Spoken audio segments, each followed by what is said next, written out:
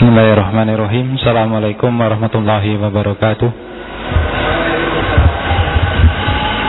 Alhamdulillahirabbil alamin. Puji syukur senantiasa kita panjatkan kehadirat Allah Subhanahu wa taala yang masih memberikan kita banyak nikmat sampai malam hari ini. Kita masih diberi kesempatan untuk ngaji bersama Pak Farudin Faiz untuk tema kebebasan. Salam dan salam senantiasa kita lantunkan kepada Nabi Muhammad SAW. Dan mudah-mudahan ini adalah bagian dari kita untuk menjadi umatnya. Allahumma amin. Kami persilakan untuk teman-teman menikmati hidangan yang sudah ada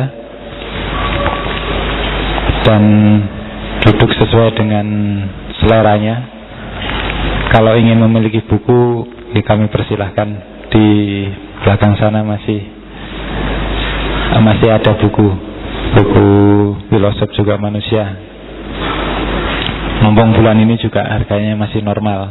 Untuk bulan besok masih kita sudah agak beda harganya.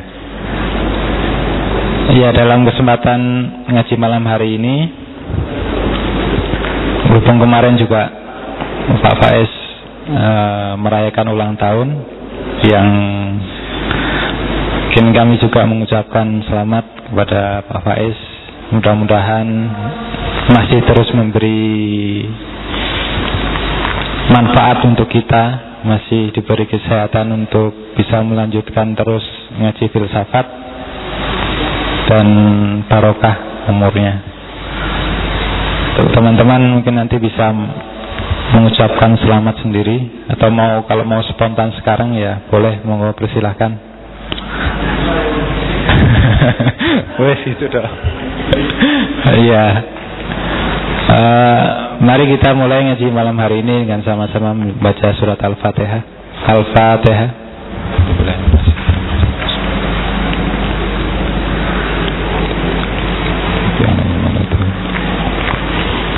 Ya, dalam suasana 17-an. Kalau setelah ngaji mungkin nanti akan ada lomba, ya tidak apa-apa, kita adakan lomba ini, manjat pohon sukun. Waktu dan tempat kami persilahkan.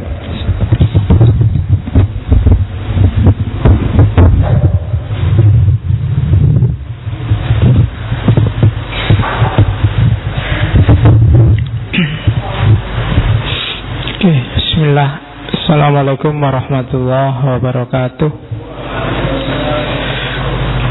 Bismillahirrahmanirrahim. Alhamdulillahirabbil alamin. Assalatu wassalamu ala asyrafil anbiya'i wal mursalin Sayyidina wa maulana Muhammadin wa ala alihi wa ashabihi ajma'in. Amma ba'du.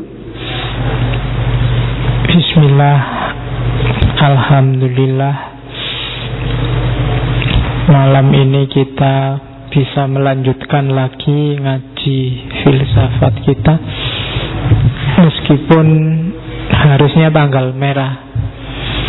Ya, harusnya libur. Orang Indonesia itu kan seneng kalau libur. Kenapa kemarin full day school itu ditolak, khususnya oleh para murid? Karena hal paling menyenangkan bagi anak Indonesia yang sekolah adalah jam kosong dan libur. Kalau full day school itu antitesisnya, makanya kemarin ditolak. Oke, masih dalam suasana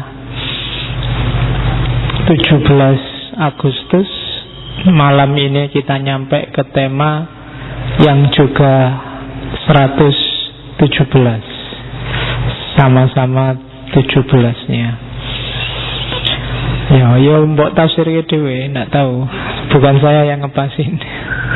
Ya pas-pas sendiri. 17 Agustus kita pas di 117. Saya ndak tahu teman-teman memaknai 17-an itu apa. Tapi dari yang saya lihat di TV-TV, di sekitar-sekitar 17-an itu pesta ulang tahun. Makanya isinya, pesta itu kan isinya dua, hiburan sama makan-makan. Di mana-mana isinya itu, nyari hiburan sama makan-makan. Selain upacara yang sifatnya seremonial. Dan kalau urusan pesta, orang Indonesia itu ahlinya.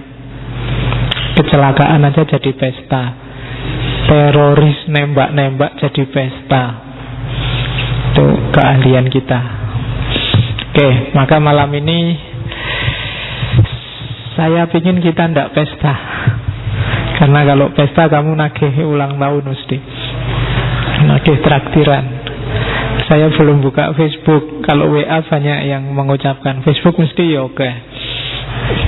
Neng ben lah nanti. Kapan-kapan saya buka biar kalau mau balas kan jadi gak enak. Oh sudah telat. Kalau yang nanya ulang tahun kok gak dibalas, wah aku mau coba telat jadi gak enak. Sudah out of date. Oke, ya ulang tahunku tidak lebih penting daripada 17 Agustusnya. Orang Indonesia 16 Agustus itu hari untuk tirakatan. Jadi jangan lagi pesta 16 Agustus. Kita harus tirakat. Meskipun makna tirakat mengalami beberapa distorsi. Karena lagi-lagi meskipun judulnya tirakatan, acaranya sama. Harus ada hiburannya dan ada makan-makannya. Itu yang selama ini sering terjadi. Oke, bismillah. Kita agak merenung sebentar malam ini untuk mikir negara, tapi tidak pada aspek politiknya. Kita masuk ke aspek filosofisnya. Kita langsung ketemu puncaknya perancang Indonesia, Soekarno. Jadi hampir semua konsep-konsep dasar yang kita pakai hari ini itu dulu kan rumusannya Soekarno, termasuk Pancasila yang paling esensial. Jadi malam ini kita coba kembali, meskipun kemarin kita fokus ke marxismenya, malam ini kita sedikit masuk lebih dalam sedikit ke visinya seorang Soekarno dalam kehidupan bernegara. Sama nggak sih kayak kemarin yang digagas oleh Mill, yang jadi fondasi ideologi individualisme, liberalisme khas Barat. Nanti kita agak masuk sedikit ke Bung Karno. Tapi sebelum ke sana, saya ingin dongeng dulu sebentar tentang Indonesia. Tidak banyak teman-teman yang serius belajar apa sih jane-jane Indonesia itu. Nama Indonesia, kata Indonesia itu munculnya kapan dan di mana? Kok itu yang dipilih, kok nggak yang lain? Apa sih artinya Indonesia dan seterusnya? Saya tak dongeng sedikit, kalian silahkan tidur. Dongeng kan biasanya turu. Jadi daerah kita ini, negara yang orang menyebutnya Katulistiwa, Jamrud Katulistiwa, yang bentuknya kayak roti yang dipalu, kayak roti utuh terus dipalu, prek, terus pecah kecil-kecil. Itu orang dulu menyebutnya, kalau orang Cina kuno, Tiongkok kuno menyebutnya kepulauan di wilayah kita itu namanya Pulau Nanhai. Orang menyebutnya Kepulauan Laut Selatan. Yang ikut cerita apa? Return of Kandel Heroes. Ceritanya Jin Yung itu, ceritanya Yuko itu yang jatuh cinta sama gurunya sendiri.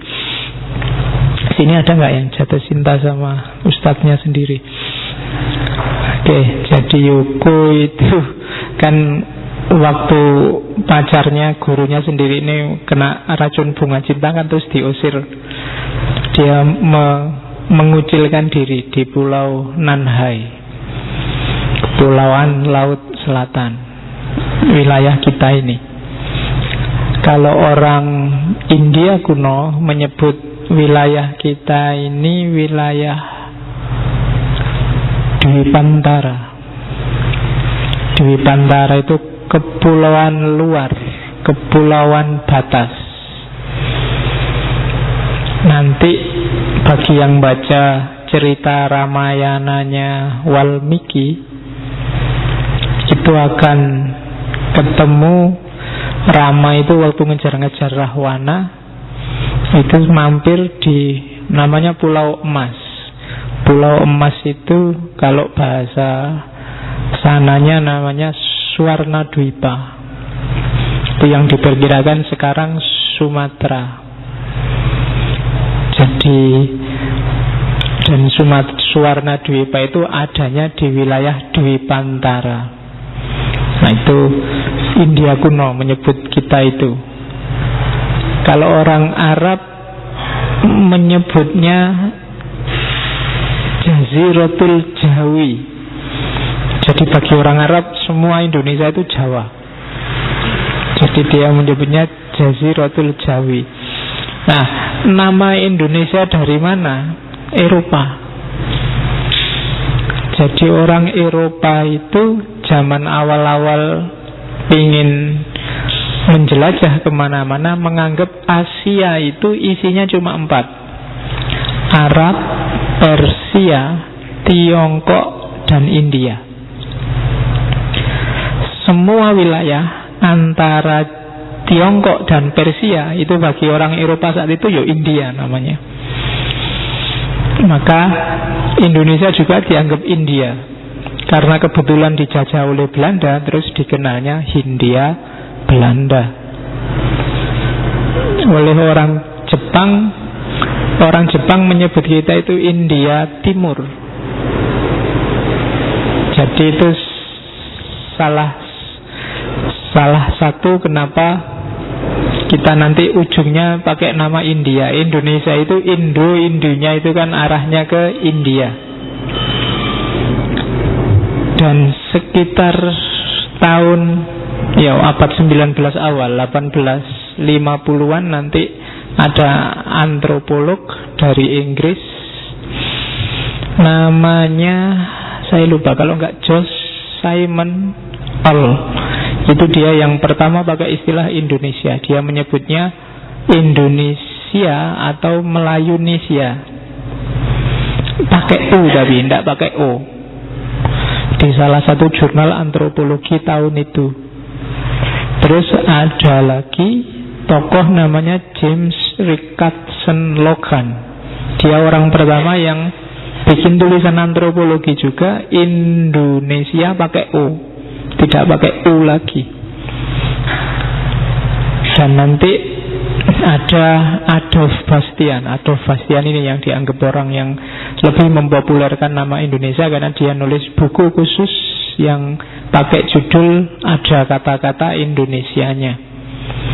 Dan kata Indonesia ini nanti yang menarik tokoh-tokoh pergerakan untuk tidak pakai istilah Hindia Belanda, karena istilah Hindia Belanda itu kan istilahnya daerah jajahan, maka dipakailah Indonesia. Nesia itu dari bahasa Yunani, Nesos, artinya pulau. Jadi kalau diterjemahkan letterlock sebenarnya artinya kepulauan India.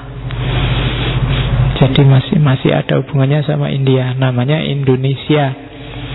Tokoh pertama yang dianggap pakai istilah Indonesia adalah Ki Hajar Dewantoro ketika dia bikin Biro Press. Biro Pressnya ini dikasih judul Indonesis Press Bureau. Dan untuk selanjutnya kemudian dia populer jadi istilah yang dipakai oleh para pejuang, para tokoh pergerakan dan jadilah nama kita hari ini. Kalau Nusantara itu istilah pinjem dari Mojopahit. Nusantara itu bukan semua wilayah Indonesia plus Brunei, Malaysia, Filipina kalau di era Mojopahit. Kalau di era Mojopahit, jadi Mojopahit itu kenal 3 pembagian wilayah. Ada namanya Negoro Agung, ada namanya Monconegoro, ada namanya Nusantara ini. Kalau Negoro Agung itu ibu kota, daerah-daerah Mojokerto, Jombang dan sekitarnya, itu namanya Negoro Agung. Jawa ini juga masuk Negoro Agung. Monconegoro itu daerah-daerah perbatasan, definisinya agak luar Jawa. Bali, Madura itu zaman itu Monconegoro. Kalau sekarang kan Monconegoro itu diterjemahkan luar negeri, padahal mungkin yang pas luar negeri itu yang Nusantara ini. Antara itu, antoro itu artinya batas, luar. Nusa itu ya pulau, jadi pulau-pulau di luar batas wilayah. Kalau wilayah Mojopahit yang masuk Nusantara itu berarti wilayah yang harus bayar upeti, karena dia di luar batas kerajaan zaman itu. Jadi Nusa Antara, pulau-pulau yang ada di luar jangkauan kerajaan, yang itu nanti dipakai Nusantara. Ada Brunei, Malaysia, Singapura, sedikit Filipina masuk di situ. Nah, itu Nusantara. Oke, sudah ya, ben ngerti sidik. Sudah berpuluh-puluh tahun jadi orang Indonesia tidak ngerti kenapa namanya Indonesia. Kadang-kadang kan kamu makainya ngawur aja, pokoknya Nusantara, kemudian Indonesia. Apa nih ya yang harus kalian tahu? Itu Bung Karno. Kalau Bung itu awalnya mungkin panggilan dari daerah Bengkulu yang punya. Bung itu untuk kakak laki-laki tertua atau perempuan istri yang manggil suaminya, yang istri ini tidak punya saudara laki-laki. Maka Bu Fatmawati itu panggil Bung Karno Bung. Ya, terus konotasinya agak egaliter sehingga zaman itu lebih disukai daripada bank. Kalau bank ini biasanya untuk orang yang lebih dituakan atau powernya lebih tinggi daripada yang manggil. Kalian kalau takut ketemu preman kan manggilnya bank, tidak egaliter. Kalau bung konotasinya egaliter. Maka zaman itu terus dia disukai oleh para tokoh pergerakan sehingga pakailah bung. Apalagi yang harus kalian tahu sebelum masuk ke materi? Peci. Nah, ada gambarnya peci itu Bung Karno. Peci itu inspirasinya tutup kepala dari daerah Turki. Jadi orang Turki menyebutnya fes atau fesi pakai Z atau fesi pakai V. Yang itu konon sumber asalnya dari Yunani kuno era Turki Utsmani. Jadi orang waktu Turki Jaya jajah ke daerah Yunani, dapatlah inspirasi peci itu. Kalau orang Mesir menyebutnya tarbus. Kalau orang India menyebutnya romakap. Jadi topinya orang Romawi, nganggapnya dari Romawi. Yunani kuno kan memang zaman Helenisme kan memang termasuk daerah wilayahnya Romawi. Jadi menyebutnya topinya Romawi karena India zaman Islam kan masuk dalam wilayah Turki Utsmani. Itu di India, Pakistan, Bangladesh. Itu sejarahnya peci. Dipakai oleh Soekarno untuk identitas nasional, identitas perjuangan nasional. Kalau pakai belangkon terlalu Jawa, kalau pakai koteka terlalu Papua. Ya maksud identitas nasional pakai koteka itu kan ya enggak. Ya untungnya terus sing dipilih Peci. Ya, apa nih? Ini info-info kecil-kecil gini harusnya disampaikan waktu tirakatan. Oke, bismillah. Kita mulai mikir sekarang. Dongengnya sudah selesai. Kita bangun sekarang. Tentang kemerdekaan. Kemarin di pertemuan awal, waktu filsafat kebebasan, kita sudah bahas tentang apa bedanya freedom, liberty, dan independent. Malam ini di Soekarno kita ketemu independent. Apa sih merdeka itu? Sejak pagi tadi sampai hari ini di WA kan banyak sekali yang teriak-teriak merdeka. Apa sih merdeka itu? Oke, bismillah kita belajar. Malam ini mungkin saya banyak ngutip-ngutip aja dari di bawah bendera revolusi. Mungkin agak acak, gak kayak biasanya.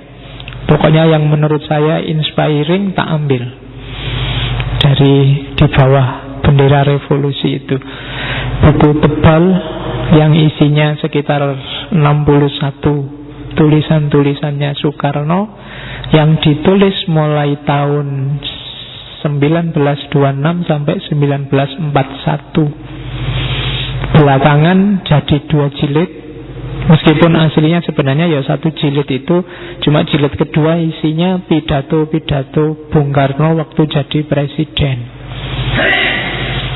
Genrenya ada fase-fase awal tulisannya Soekarno itu kelihatan Marxisme sosialismenya, fase-fase kedua sangat terasa marxismenya, dan tulisan-tulisan akhir kelihatan banyak ngomong tentang Islam. Meskipun Soekarno sendiri tidak pernah mondok, dia belajar Islam dari diskusi dan debat sama teman-temannya, termasuk beberapa tokoh Muslim. Oke, petian pertama. Ini Soekarno mengingatkan kita semua, baik yang tokoh maupun tidak tokoh, tentang ihwal mikir dan ideologi. Katanya Soekarno, dia mengingatkan, itu tak kutip apa adanya, ejaannya masih ejaan lama, jadi Y pakai J, kalau J pakai DJ, yang lain sama. Sekali lagi, kepada seluruh umat manusia, kepada pemimpin-pemimpin di semua negara, kepada pemikir-pemikir semua bangsa, saya anjurkan untuk think and rethink. Pikirkan dan pikirkan lagi, dan merenungkan. Apa yang harus direnungkan?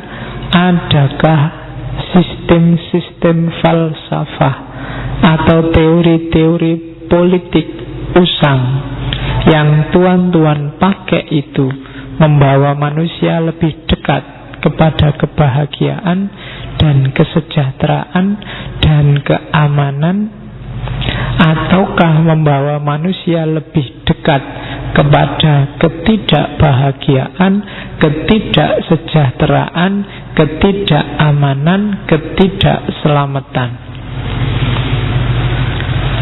Jadi ini Soekarno nyindir kita. Tiap hari kita ngomong politik di TV itu mulai pagi jam 5 itu sudah debat politik, sampai malam jam 11:30 itu WLC belum bubar, debat politik.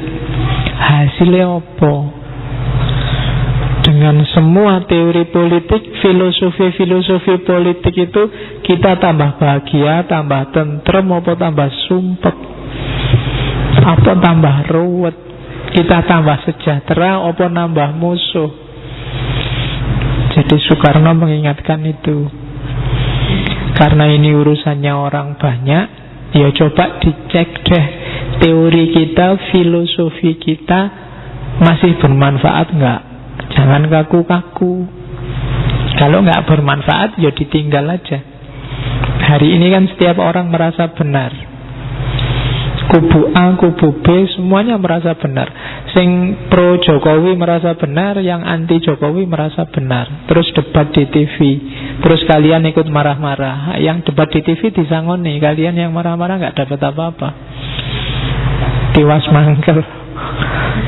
Oke, itu yang terjadi hari ini. Maka katanya Soekarno, maka datanglah saatnya sekarang ini kita mengadakan introspeksi, melihat ke dalam secara sungguh-sungguh. Ini hampir semua penceramah, hampir semua motivator selalu ngomong introspeksi. Kalau di agama muhasabah, tapi jarang orang mau praktek. Introspeksi itu melihatnya ke dalam. Kita selama ini selalu melihat keluar, selalu membaca keluar. Padahal yang lebih penting itu membaca ke dalam. Karena dengan paham siapa diri kita, apa isi kita, kita enak kalau mau berekspresi keluar. Orang yang tidak kenal dirinya, dia tidak akan kenal Tuhannya, juga tidak akan kenal lingkungannya. Kalau kamu tidak jelas posisimu apa, siapa kamu, cirimu apa, kamu bingung loh.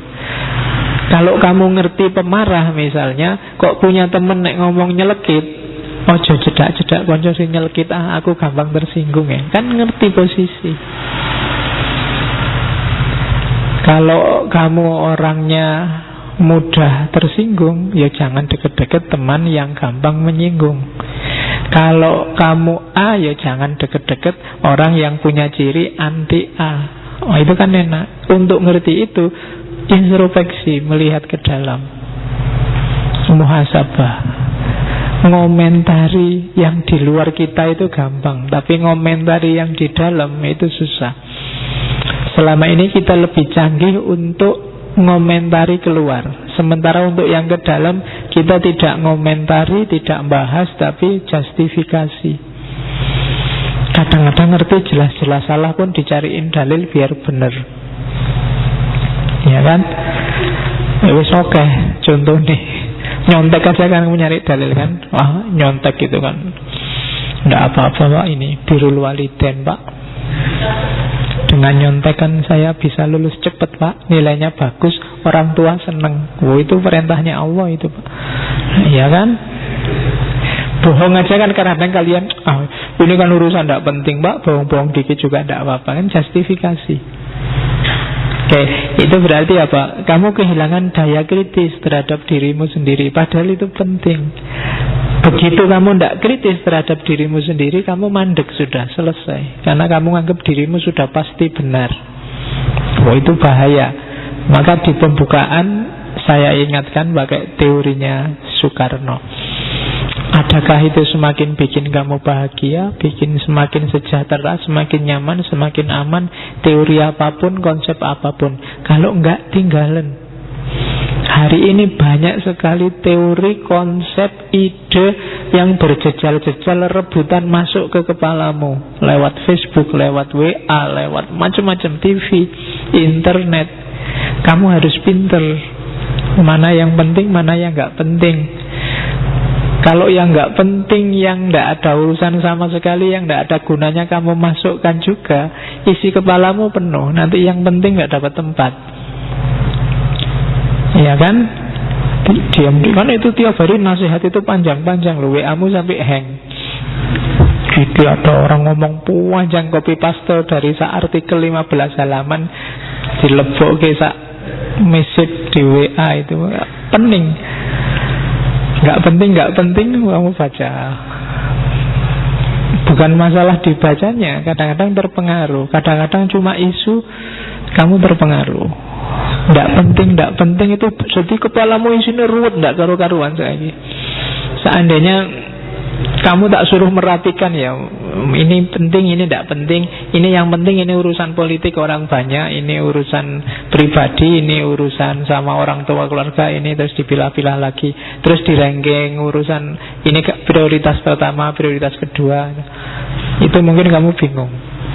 Noto pikiran. Kalau pikiranmu sudah nggak tertata, Kadang-kadang kamu gelisah, tidak jelas kenapa, bete, tidak jelas kenapa. Tidak ada angin, tidak ada hujan, tiba-tiba temanmu posting maki-maki Jokowi, marah-marah sama Ahok, padahal kamu suka Jokowi, suka Ahok. Tiba-tiba kamu bete. Sering kan kayak gitu. Maka cerdaslah, katanya Soekarno, saatnya introspeksi. Kalau tidak ada pentingnya ya tidak usah. Lagian kenapa sih kamu segitunya sama Jokowi atau Ahok? Baik segitunya suka atau segitunya nggak suka. Pengaruhnya apa sih? Manfaatnya apa? Bahayanya apa? Itu yang pertama oleh Soekarno. Ini Soekarno sebenarnya sedang menceramahi kolega-koleganya zaman itu yang sukanya debat. Zaman itu kan merumuskan dasar negara itu kan perdebatan fraksi-fraksi macam-macam, tokoh macam-macam. Oke, itu yang pertama. Sekarang kita masuk ke merdeka.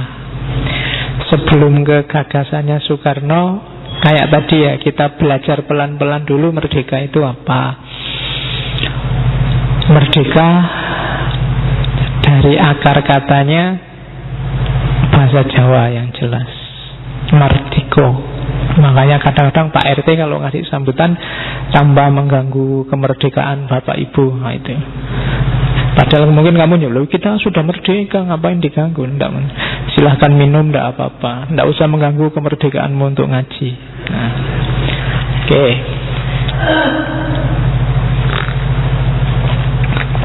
Jadi mardika itu dalam sejarahnya ini istilah lagi-lagi dari Mojopahit. Zaman Mojopahit itu kalau ada wilayah, kalau ada desa yang dibebaskan bayar upeti, Kademangan, Kadipaten, karena daerah itu mungkin punya jasa. Biasanya kepala desanya atau adipatinya apa Kidemangnya punya jasa apa sama raja sama keraton, terus bebas, tidak usah bayar upeti. Nah itu dia statusnya merdeka. Mungkin hari ini mirip otonom. Nah kayak Jogja ini secara harafiah karena dia istimewa dan boleh ngatur dirinya sendiri, namanya otonom. Nah Jogja itu mau nggak mau berarti secara harafiah dia bisa disebut merdeka sebenarnya. Yang lain gubernur harus milih, kita nggak usah, langsung aja Sri Sultan. Nah itu mardika namanya, bebas, nggak harus ikut aturan yang lain. Nah itu secara kata-kata. Kalau ditarik lagi ke belakang, kata-kata mardika itu dari bahasa Kawi, Sangsekerta, Maha Ardika. Ya kan, karena kamu menyebutnya Mahardika. Mahardika itu gabungan dari Maha sama Ardika. Ya kayak siswa, mahasiswa itu kan gabungan dari Maha sama siswa. Oke.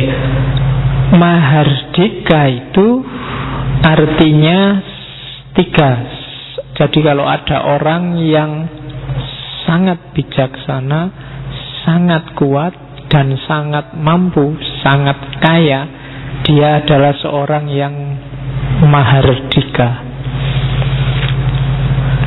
Jadi kalau kalian bijaksana, ini zaman itu hanya bisa dimiliki oleh empu-empu, oleh orang-orang yang sudah tuntas kejiwaannya.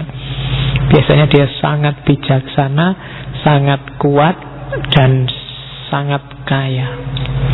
Hatinya maupun mata. Kaya itu kan dari aspek bahwa dia tidak butuh apa-apa lagi. Itu berarti merdeka, tidak butuh orang lain. Orang yang kuat, orang yang pinter, dan orang yang kaya itu kan tidak butuh siapa-siapa. Orang lain yang butuh dia. Jadi kalau kalian berdoa, mintalah 3 hal itu: pinter, kuat, dan kaya. Oke, jadi kalian disebut merdeka kalau punya wisdom, punya power, punya will. Bijaksana. Kalau zaman dulu punya power itu berarti sakti, dan sugih, kaya. Oke, kaya saja, ndak punya power, ndak sakti, yo nanti kamu dibikin mainan sama orang-orang yang punya power. Atau punya power dan kaya tapi tidak bijaksana. Kekayaan dan kekuatan itu akan balik menghantammu sendiri karena kamu menggunakannya tidak bijaksana. Jadi tiga-tiganya harus saling mendukung. Jadilah orang yang bijaksana, yang kuat dan kaya. Terserah profesinya apa. Jadi kalau berdoa minta bijaksana, kuat dan kaya. Apakah itu jadi tani? Ya petani yang bijaksana, kuat dan kaya. Jadi tukang ojek ya tukang ojek yang bijaksana, kuat dan kaya. Dagang ya pedagang yang bijaksana, kuat dan kaya. Itu namanya berarti kamu pedagang yang merdeka. Mahasiswa juga begitu. Jadilah mahasiswa yang bijaksana. Bijaksana itu bisa ngatur kapan harus lulus, kapan harus cuti. Ya, kadang-kadang kamu tidak bijaksana. Wong kuliah tinggal dikit aja dibelani cuti setahun.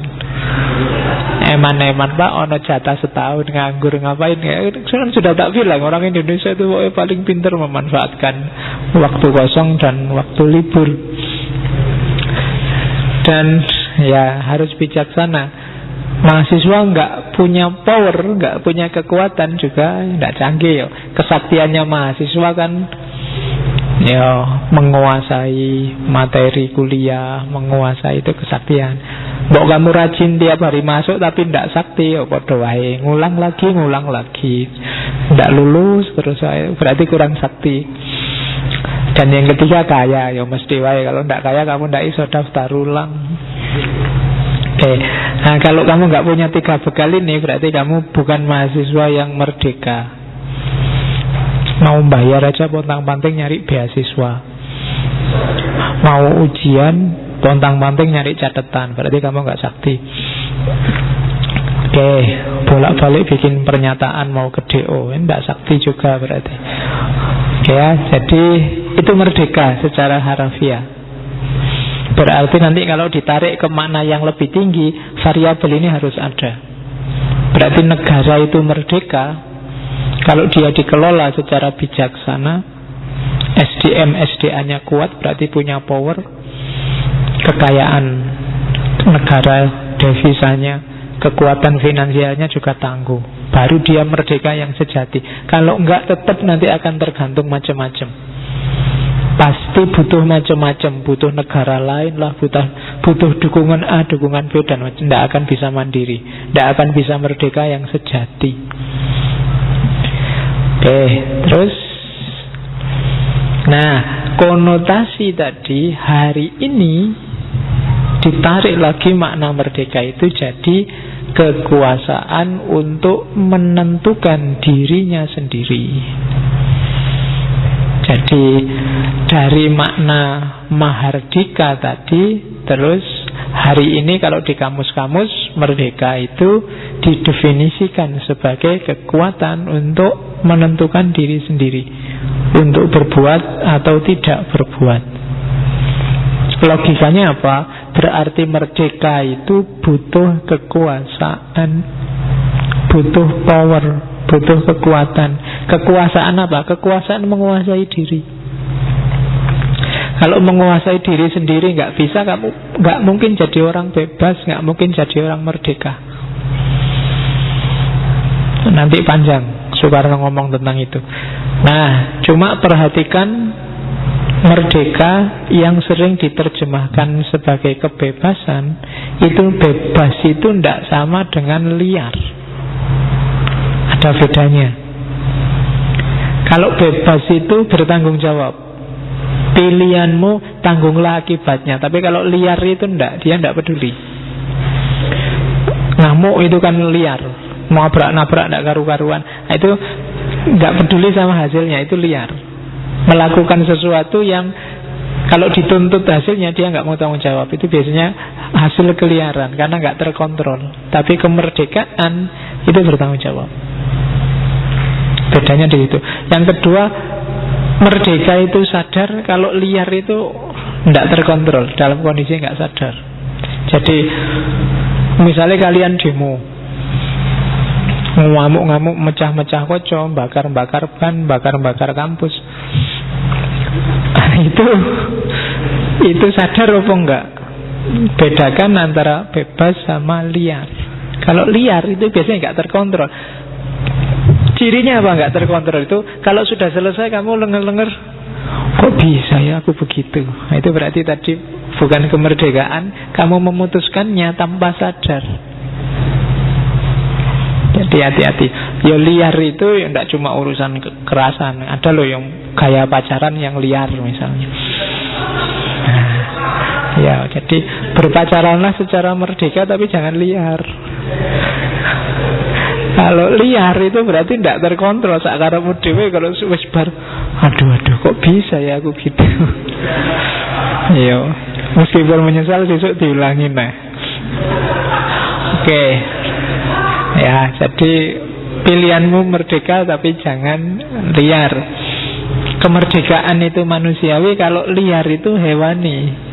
Jadi begitu kesadaranmu hilang, yang muncul insting. Begitu level kemanusiaanmu hanya didasari insting, kamu tidak ada beda sama hewan. Akalnya nggak jalan. Kalau akal nggak jalan, ya makommu turun sedikit jadi hewan. Maka jangan mau ya Kak. Hewan itu kan dasarnya insting. Pingin apa aja, yang penting kemana kecenderungannya dia. Itu insting namanya. Maka janganlah liar, tapi kamu harus merdeka. Merdeka itu harus wajib. Kalau liar itu haram, hasilnya pasti jelek. Coba liar kadang-kadang hasilnya bagus ya, tapi nggak ada nilainya. Kenapa nggak ada nilainya? Karena kamu nggak sadar. Melakukan sesuatu yang nggak sadar itu kan nggak ada nilainya, meskipun perbuatan baik. Oke, maka kemerdekaan itu lembut, kalau keliaran itu kasar. Ini definisi kayak gini bisa kamu cari di kamus-kamus. Apa bedanya merdeka sama liar? Oke, terus ini Soekarno sekarang. Definisi kuno, definisi sekarang. Katanya Soekarno, saudara-saudara, apakah yang dinamakan merdeka?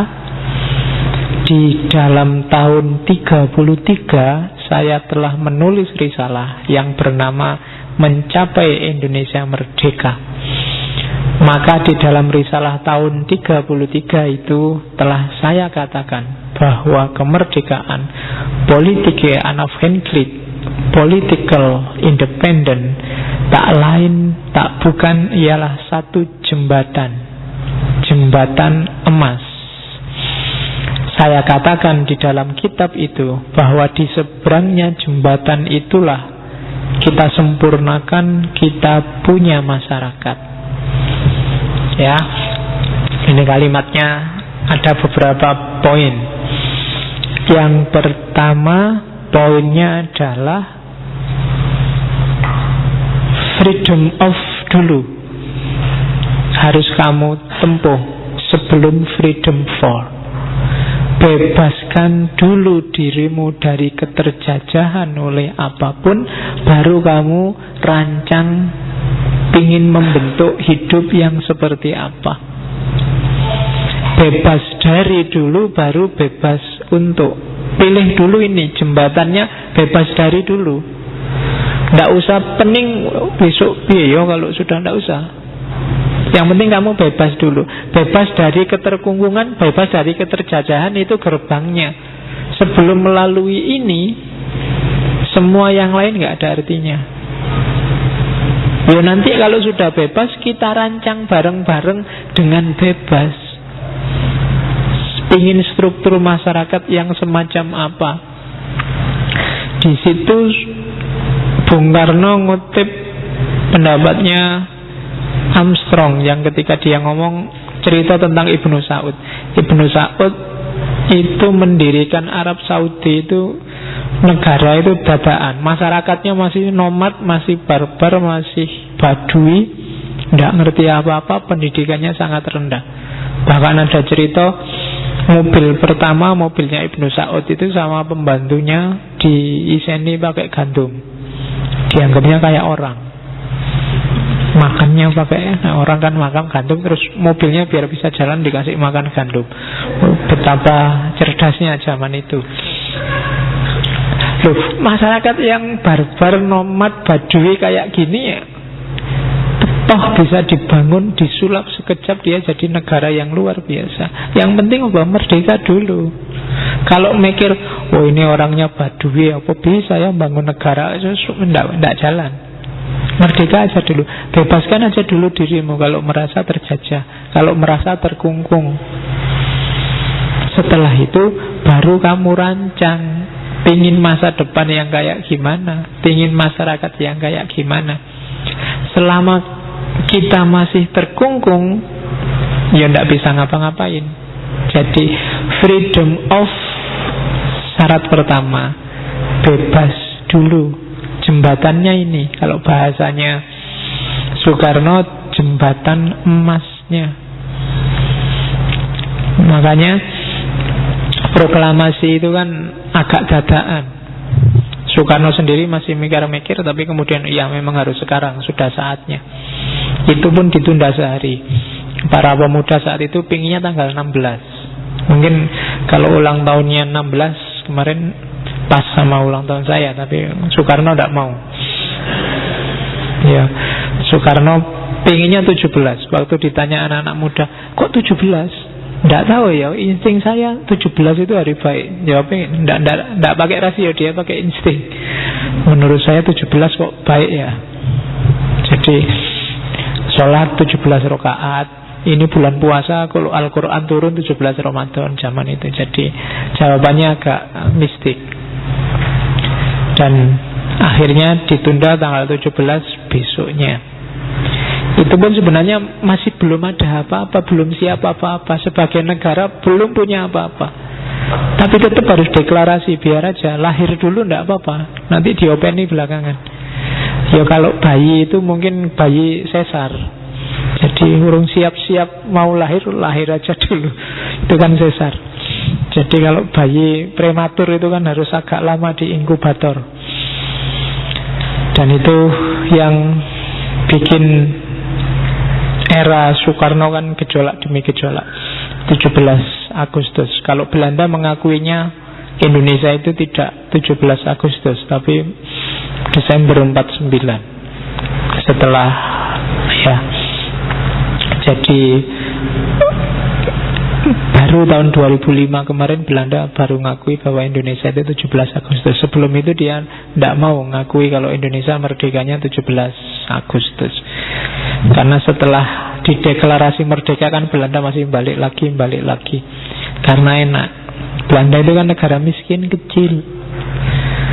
Itu bisa menjajah Indonesia semakmur ini, seluas ini. Betapa jasa kita pada orang Belanda. Oke, pahala kita besar. Oke, terus. Jadi yang pertama merdeka dulu. Yang kedua dari kalimatnya Soekarno itu, kemerdekaan itu jembatan emas. Berarti merdeka itu cuma alat